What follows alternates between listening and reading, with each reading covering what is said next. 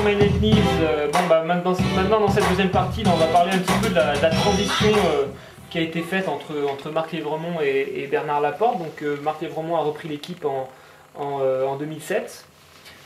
Complètement un changement de style et une reconstruction vraiment au niveau du jeu.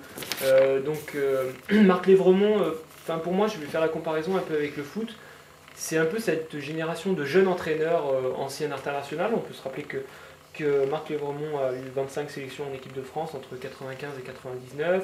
Il était troisième ligne L, il a joué à Perpignan, il a joué au Stade Français, il a joué à Biarritz. Donc il rentre dans cette jeune génération d'entraîneurs qu'on voit aussi au foot avec les Joachim Löw en Allemagne ou même les Laurent Blanc, les Didier Deschamps en France. Dans cette jeune génération d'entraîneurs qui arrivent et qui proposent du jeu, qui ont envie de créer un jeu plus offensif. Faut continuer cette comparaison avec le foot. On voit bien à l'Euro que le jeu offert par l'Espagne représente vraiment cette nouvelle génération d'envie. C'est vrai. Et au rugby, en France, c'est un peu ce qui est en train de se passer. En Espagne, c'était Aragonès qui a 75 piges. Hein, mais... Ouais, non, mais d'accord, mais bon, je fais pas la comparaison au niveau de l'entraîneur, je fais plutôt la comparaison au niveau de la philosophie de jeu proposée. Et Lévremont est dans cette philosophie. C'est vrai, il est arrivé en total, complètement, en prenant à contre-pied ce qui s'était passé, et on a l'impression que, il est arrivé avec sa nouvelle philosophie de jeu aussi nourri de l'échec de la Coupe du Monde et de tous les reproches qu'on a pu faire à l'issue de cette Coupe du Monde à l'équipe de France et au jeu de l'équipe de France.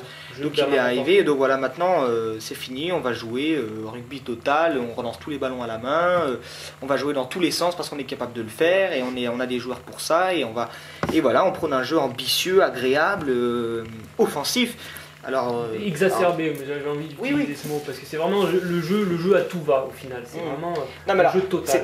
C'était très alléchant au début. Là, on se rend compte que depuis un an, et on n'a pas réglé nos problèmes parce que on va reparler du match contre l'Irlande ce week-end, mais finalement les mêmes problèmes sont là depuis un an et le tournoi de l'an dernier.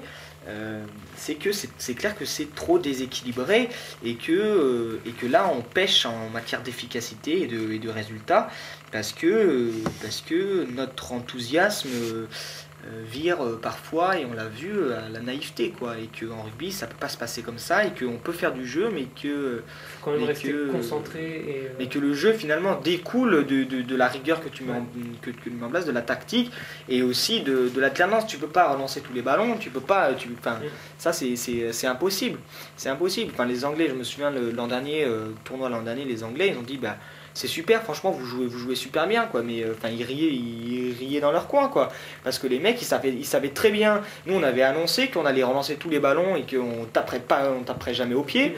En gros voilà, donc on récupérait un ballon dans un ruck à 10 mètres de notre ligne, on relançait à la main. Les Anglais ils avaient une ligne de défense à 10 mètres de notre ligne, et voilà, on n'a jamais pu passer Donc voilà, ce jeu qu'a proposé Lévremont, l'année dernière il a pêché pendant le tournoi destination, on l'a vu, il y a eu des gros problèmes défensifs, on a beau avoir créé du jeu, finalement ça n'a pas complètement marché. On a mis ça sur le coup un peu de la reconstruction, d'un renouveau, d'un changement de génération, etc. Aujourd'hui on a un peu de mal à trouver cette excuse, on a envie que les résultats suivent maintenant, on a pu tirer un peu les conclusions de nos échecs.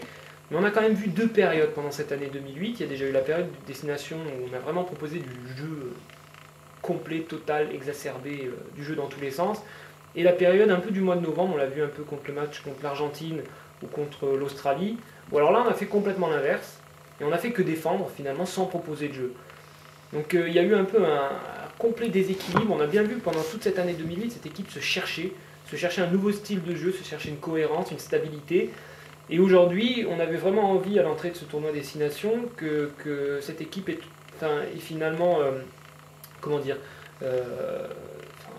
tirer un peu les conclusions de toutes ces erreurs et puis faire la synthèse de toute cette année 2008. Finalement, on s'est rendu compte contre l'Irlande, on va en parler, que toutes ces conséquences n'avaient pas forcément été tirées.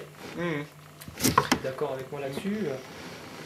Donc finalement, cette reconstruction, là, aujourd'hui, on aimerait bien que ça aboutisse à des résultats et pendant ce tournoi destination et à autre chose que ce qu'on a vu. Non, mais surtout qu'on tire les enseignements ça, de ce qui s'est passé l'an dernier. C'est une bonne chose qu'on prenne un super jeu offensif, tout ça, mais après, il y a une seule réalité, c'est le résultat. Et le résultat, ça passe. Et de toute façon, le rugby, je pense qu'il ne faut pas changer la nature de ce sport. C'est vrai que c'est super beau de voir voilà, des attaques à tout va, des enchaînements qui partent des 22, machin.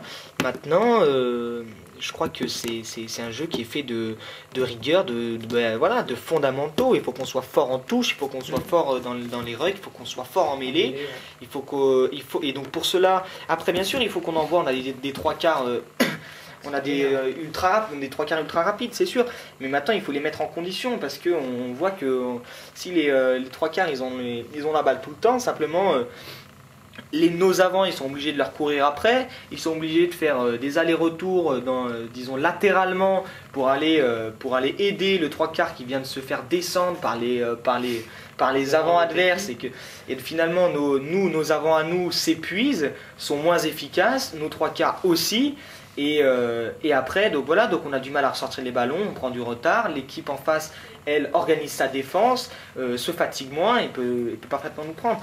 Donc voilà, finalement, à partir de ça, Lièvremont a annoncé l'entrée de ce tournoi à destination que sa philosophie de jeu resterait la même, c'est-à-dire un jeu.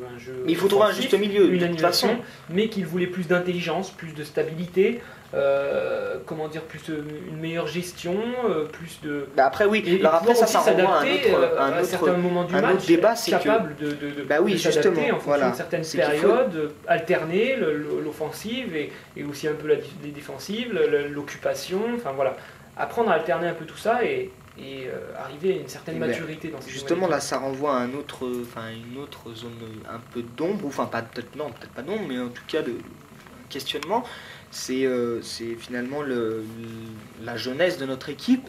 On parle justement qu'on a un problème d'adaptation voilà, peut-être sur le terrain de façon ponctuelle. Si voilà, au début de match on a mis en place une tactique, on va jouer offensif et tout, on se rend compte que dans le match c'est impossible. Oui, il faut, et à ce moment-là il n'y a plus les entraîneurs, c'est les joueurs qui sont sur le terrain, donc il faut absolument qu'il y ait des joueurs qui sortent du lot, qui sortent du groupe et qui soient capables de dire oh les gars, maintenant là on va balancer, là maintenant là pendant 10 minutes là on est dans le rouge, on va mettre des grands coups de pied en touche, on va occuper le terrain. Et là on a l'impression, en plus, de manière générale, quand on regarde l'équipe de France, il y a beaucoup de changements, mais il y a beaucoup aussi d'arrivées de nouveaux, des joueurs qui sont issus de la génération là, des champions du monde des moins de 21 ans, justement avec Marc Lièvremont, là, les Tius Bord, les Morgan Parra, Lionel Boxis. Voilà. Et donc on peut se demander si justement notre équipe n'est pas inexpérimentée pour faire face justement à cette exigence d'adaptation comme ça dans des matchs, et peut-être pas forcément de leader tactique sur le terrain. On sait que Nalé, super capitaine, mais Nalé vit une saison quand même super difficile avec Castres. Il n'a pas encore retrouvé son meilleur niveau, ou en tout cas le meilleur niveau qu'il avait, le niveau qu'il avait à la Coupe du Monde. Donc voilà, ça c'est vraiment des questions, vraiment des leaders qui puissent adapter et finalement diriger un peu l'équipe tactiquement sur le moment. Avec plus de maturité et d'intelligence. On va revenir sur les joueurs un peu de cette équipe dans la troisième partie de l'émission. Allez, à tout de suite.